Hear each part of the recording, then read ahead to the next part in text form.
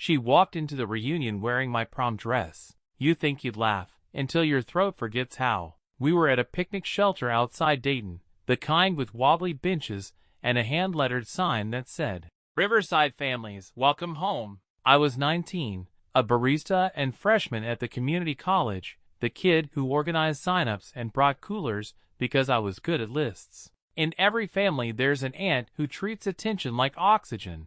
Ours was Aunt Marlene, once the homecoming runner-up, now the woman who volunteers first and forgives last. People like her don't steal clothes, they borrow symbols. They see a dress and think spotlight, not story. You know that feeling when something that still carries your skin memory shows up on a body that isn't yours? It's like your name being mispronounced on purpose. The archetype is simple, and as performer feeds on applause that should have expired years ago. She borrows youth the way others borrow sugar. Everyone around her plays a role, the indulgent sister, the eye-rolling cousins, the uncle who mutters but refills her plate. And then there's the quiet niece, me, cast as organizer, she who keeps track, the one who notices when the cooler needs more ice but never asks for the mic. If you're that person, you already know, organizers don't get credit, they get requests. "Sweetie, could you?" becomes your oral wallpaper. The dress wasn't just fabric. It was the last thing I splurged on before scholarships made my budget a spreadsheet with no wiggle.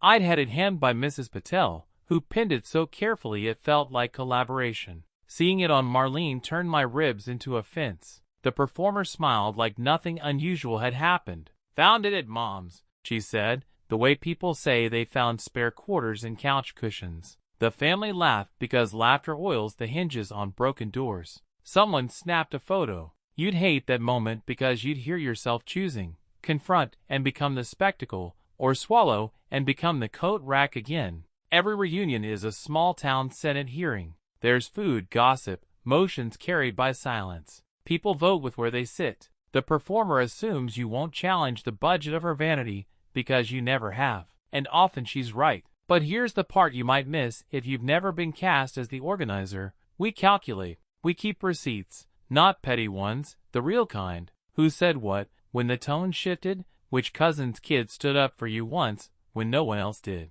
We wait until change will be noticed rather than punished. That's not cowardice. That's resource management. I put down the tongs, wiped my hands, and watched her pose by the potato salad. The dress tugged at the shoulders. It wasn't tailored for her. That mattered. A borrowed symbol only works if it fits. I realized the stakes weren't fabric or pride. They were territory. Who got to tell my story? Who got to use my name in the family's mythology? If you've ever had your role assigned to you, you know the only way out is to rewrite the scene without asking permission. I didn't march over. I did something smaller and, in our family, louder. I moved the seating chart. I didn't swap people like chess pieces. I shifted gravity. The picnic shelter has a natural stage, the head table facing the field. The performer always claims it, so I slid place cards without fanfare. Elders to the head table, new babies' parents to the front left where the cameras gather, teens near the coolers where the shade pools.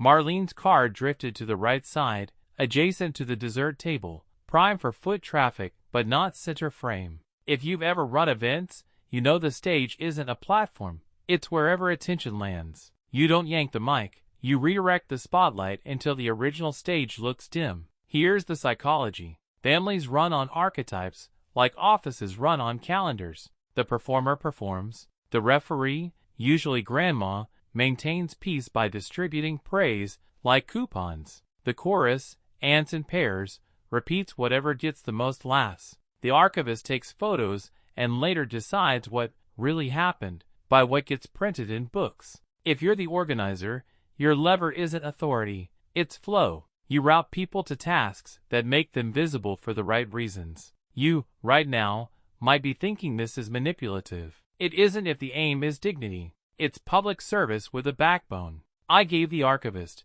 my cousin Tasha, the good camera and a list, elders first, then graduates, then new jobs. That reframed value, achievement over spectacle. I asked Uncle Pete, our unofficial referee, to announce a quick gratitude circle after plates were full. Performers hate unplanned sincerity because it competes with applause. Meanwhile, I flagged the hem of my dress on her, dragging a little, thread loosening where Mrs. Patel had secured it. Symbols misfit when they're worn without context. You've seen it at work when someone flashes a title they don't understand. The badge sits crooked. People followed the new map because humans like being told where to sit if the reason sounds kind. The elders beamed at the head table. Babies activated the crowd, and the chorus began comparing deviled egg recipes instead of dresses. Marlene noticed. Of course she did. Performers sense attention like dogs sense storms. She laughed too loudly and pivoted to the dessert table, where compliments are easy and cameras are plenty,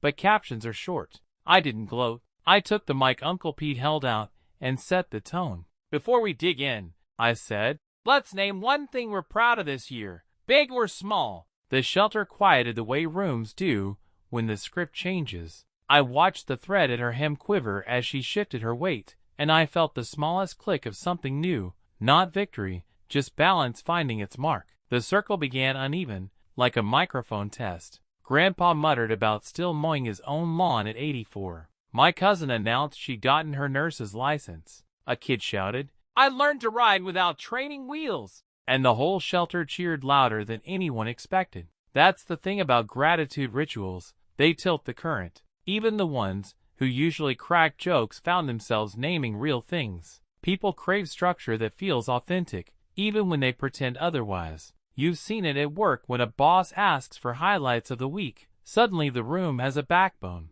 Marlene's turn came halfway through. She smoothed the skirt of my dress, tried to play it casual, but you could see her scrambling. The performer depends on being the show, not the content. Gratitude required substance, not flair, she said. She was thankful for family gatherings that keep us all young, which landed like a balloon missing helium. No one clapped, not out of cruelty, just because the room had moved on. Archetypes collapse when the context denies them oxygen. Think about the coworker who brags at meetings only to be outshone by a quiet colleague with numbers in hand. That's what happened here. When the circle finished, people actually lingered. They took second helpings, started trading stories that didn't center on one person. I watched Aunt Marlene smile too wide at the archivist's camera, but each click framed her on the margin, not the stage. That's how narrative shifts, slowly, then all at once. The borrowed dress didn't grant her the story she expected. Instead, it highlighted the mismatch, like a title slide at the wrong conference. Inside, I wasn't smug, I was surprised. I hadn't expected such a small reroute to work this cleanly. Maybe you've had that moment too. You test a tiny adjustment, thinking it won't matter, then watch the whole structure tilt. It doesn't mean you've won forever. Performers recalibrate. But it showed me something I hadn't owned until then. Being the organizer wasn't a side role. It was influence, quiet but sharp, and it didn't require me to shout or steal back the dress. It only required me to place chairs and watch the room follow. And for the first time, I wondered what else I could rearrange if I stopped asking permission. The rest of the reunion slid into an easy rhythm, like gears finally oiled. Kids started a frisbee game on the lawn. The uncles formed their usual circle near the grill, talking football schedules. The aunts compared recipes with a competitive sparkle, but it stayed friendly. For once, nothing revolved around Marlene's orbit. You know that feeling when a family gathering feels less like theater and more like community? That shift can sneak up, but once it happens, you realize how rare it is. I sat near the coolers, watching the flow. People came by to grab sodas, but they lingered longer than usual, chatting with me. Not because I was suddenly fascinating, but because the new center of gravity pulled conversation my way. It was subtle, a cousin asking about my classes, an uncle saying thanks for keeping things organized. Compliments like they used to slide past me, but this time I let them stick. Archetypes, after all, aren't cages, they're defaults. Change the defaults, and people see you differently without even realizing why. Marlene noticed the difference more than anyone. She hovered at the dessert table, offering pie slices with a forced brightness. Performers hate silence more than criticism. A borrowed dress can't command a crowd when the crowd already moved on. Her smile faltered each time someone turned toward the head table instead of her. I almost felt bad. Almost. But empathy doesn't mean surrender. When you've lived in the shadow role, It takes discipline to not hand it back the second someone reaches for it. By the time the sun dipped low, the archivist had dozens of photos that told a story Marlene hadn't written. Elders at the head table, babies passed around like trophies, cousins leaning into each other with real laughter. And in those frames, I saw something startling. Myself, not on the edge but in the mix, sleeves rolled up, laughing mid-sentence. I hadn't noticed anyone take that shot, but there it was, proof that I didn't have to be invisible just because the performer wanted the spotlight. Packing up later, stacking folding chairs, I caught Marlene eyeing me. Not the dress, not the tables, me. The look wasn't hostile, more calculating, like she'd just realized the organizer archetype came with more power than she'd accounted for. That was the beat where I knew the story wasn't done. In families, the roles don't dissolve, they shift. And the performer doesn't surrender center stage without planning her encore. The encore arrived faster than I expected. By the time we carried leftovers to the parking lot, Marlene had already gathered a small crowd near her car. She popped the trunk with a flourish, pulling out gift bags she said she had meant to surprise everyone with. That was her move. When the spotlight dimmed, she dragged out props. Inside each bag was a mix of dollar store trinkets, candles, novelty mugs, plastic picture frames, but she handed them out like Oscars. For the best uncle, she teased, or, to the prettiest cousin. Everyone laughed politely because politeness is cheaper than confrontation. That's the performer's adaptation. If sincerity steals thunder, manufacture pageantry. The bags weren't the point. The presentation was. Archetypes resist extinction. They mutate.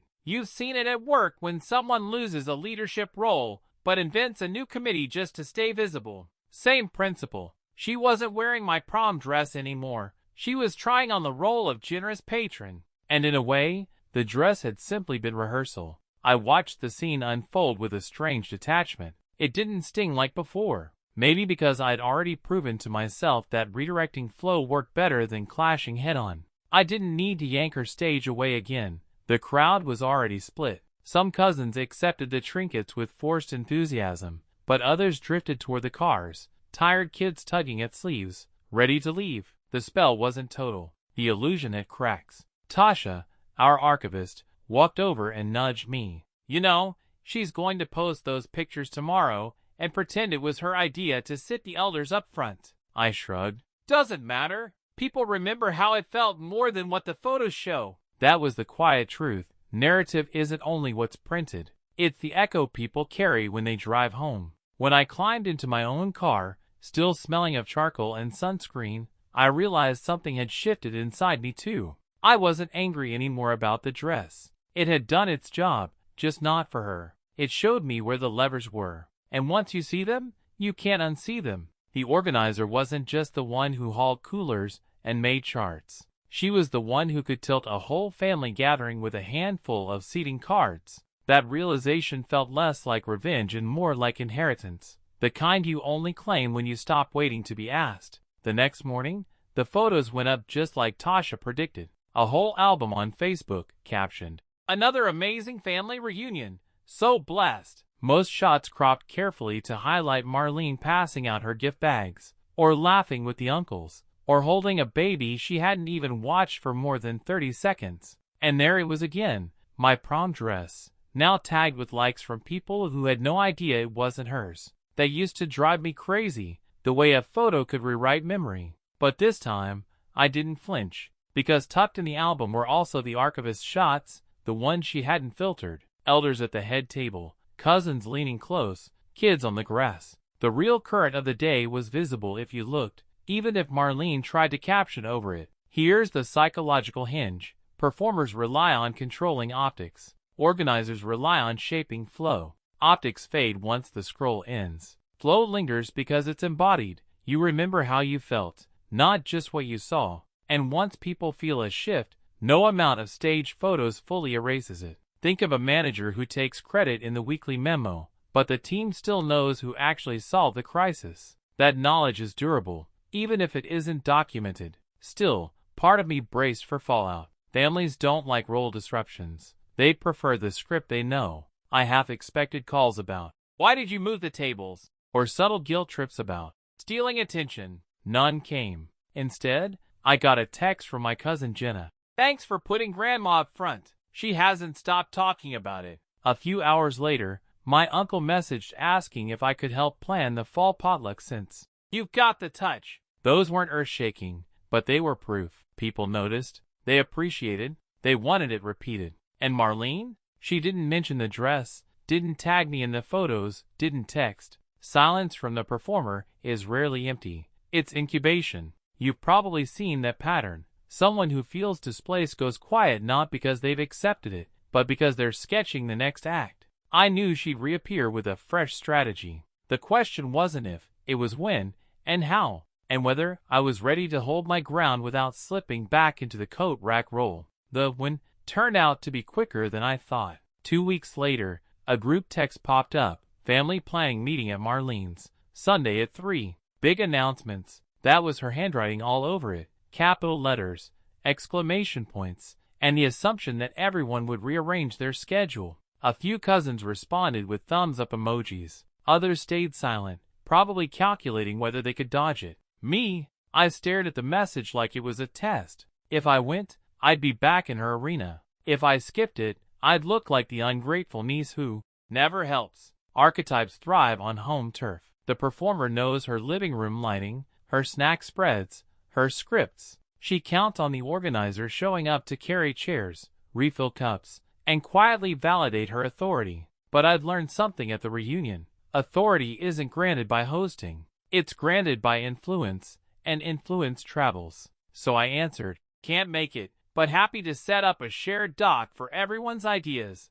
It wasn't defiance, it was redirection. Digital spaces flatten hierarchy. The loudest voice in a living room isn't automatically the loudest voice online. That small refusal rippled. Half the cousins chimed in on the doc once I shared the link. Grandma added her favorite casserole recipe, which gave the whole thing legitimacy. Soon the thread filled with dates, signups, and even a spreadsheet for costs. Marlene responded with a breezy, "Love it!" But you could feel the undertone. Her stage had been undercut before the curtain even rose. You've probably seen this in offices when a self-appointed leader insists on meetings, but the real work moves to the shared drive. The authority follows the action, not the announcement. By Sunday evening, I knew I'd crossed another invisible line. It wasn't just about reclaiming my dress or one reunion's flow. It was about reshaping the family's infrastructure. Once people tasted efficiency and inclusion, the performer's theatrics looked dated. But change, even subtle, creates tension. As I closed my laptop, I wondered not if Marlene would push back, but what she'd risk to reclaim her role. Performers rarely retire quietly. They stage comebacks. And the organizer had just given her a rival production to compete against. The comeback arrived disguised as generosity. A week after the planning doc went live, glossy envelopes showed up in mailboxes. Inside was a printed flyer, annual fall potluck, hosted by Aunt Marlene, with live music and raffle prizes. She even attached tear-off slips at the bottom for preferred dishes, like it was a church fundraiser. That was classic performer strategy. Overwhelmed with presentation so nobody questions the execution. It worked in the past because people equated polish with leadership. But this time, there was a different undercurrent. Cousins started posting in the shared doc. "Do we still bring what we signed up for, or what's on her flyer?" The archivist uploaded a photo of Grandma frowning at the envelope with the caption, "She already picked my dessert for me?" You could feel the quiet revolt. Archetypes stumble when they overreach. The performer tried to reclaim the narrative by making it look official, but she hadn't noticed the shift. People now expected input, not assignments. Once you invite them into the process, they don't like being shoved back out. I didn't intervene immediately. Organizers sometimes do more by waiting than acting. I watched the thread build momentum until Uncle Pete wrote, "Let's stick with the doc. Worked fine last time." That sentence mattered more than any chart I could make. The referee had spoken. The family had a new baseline, and Marlene's flyer, once a symbol of control, looked like overkill taped to the fridge. You've seen it before when someone insists on printed memos long after everyone moved to email. The gesture feels less like leadership, more like noise. Still, I knew better than to underestimate her. Performers pivot. If control through optics failed, she'd hunt for sympathy or crisis. anything that bent the spotlight back her way. And sure enough, the next text from her wasn't about the potluck at all. It was a photo of the prom dress, crumpled on a chair, with the caption, "Accidentally tore the hem. So sad.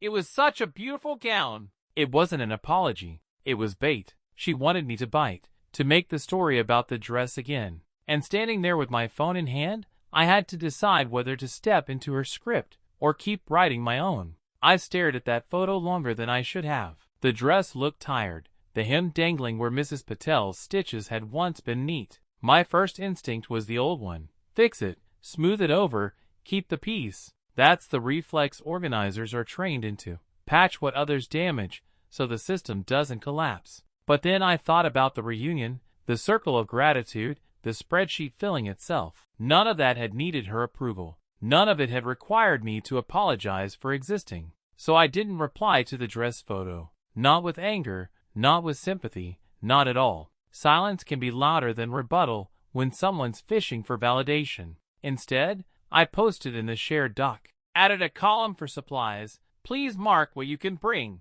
Within minutes, cousins filled it out. One even joked, "Who needs raffle prizes when we've got Aunt Linda's chili?" Laughter flowed. The current held. That's the part performers miscalculate. Once people taste collective momentum, they rarely hand it back to one person's theatrics. Marlene tried a few more hooks. A Facebook post about being unappreciated, a call to Grandma about how she only wanted to help. Those plays had worked in the past because silence protected her. But this time, Grandma redirected, saying, "Talk to the kids. They're running it now." That was a generational baton I hadn't expected. The referee had stepped aside. The organizer wasn't just managing coolers anymore. She was holding the framework. And the family was starting to notice who actually kept the engine running. You've probably been there yourself. When someone tests if you'll slide back into the old role, and you realize the only power they have is the power you keep handing them. Taking it back doesn't require a speech.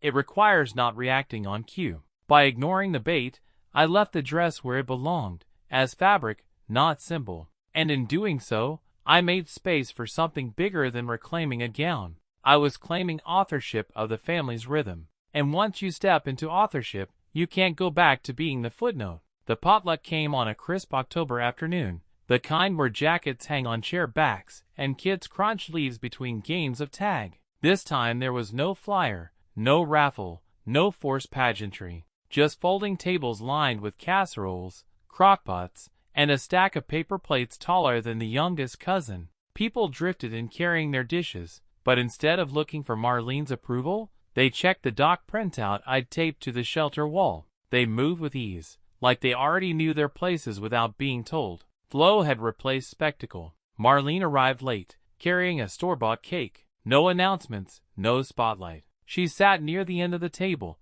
and mostly stayed quiet. The performer in her wasn't gone. It never really disappears, but it had been outpaced. Families are ecosystems. Once balance shifts, everyone adjusts. And the balance here tilted towards something steadier, less fragile. You could feel it in the way Grandma beamed, in how cousins ribbed each other while still managing cleanup, in how nobody seemed to miss the theatrics that once framed everything. The dress never came up again. Not in words, not in photos. It sat somewhere in her house, hem torn, thread unraveling. And that was fine, because it wasn't about reclaiming a piece of fabric. It was about realizing I didn't need to fight her for symbols. I could build systems that made symbols unnecessary. That's what the organizer archetype learns when it finally steps into its own weight. Influence isn't loud, but it's durable. It doesn't beg for applause. It shifts how people behave without them noticing they've changed. Driving home, windows cracked to let in the cold air, I thought about how much of life runs on roles we don't question. The performer, the referee, the archivist, the chorus, the organizer. None are fixed. All can evolve. You too know that moment when you stop playing the role handed to you and start shaping one that fits. It doesn't erase conflict, but it does rewrite the script. And sometimes all it takes is moving a few chairs and letting people discover a stage that never needed a spotlight.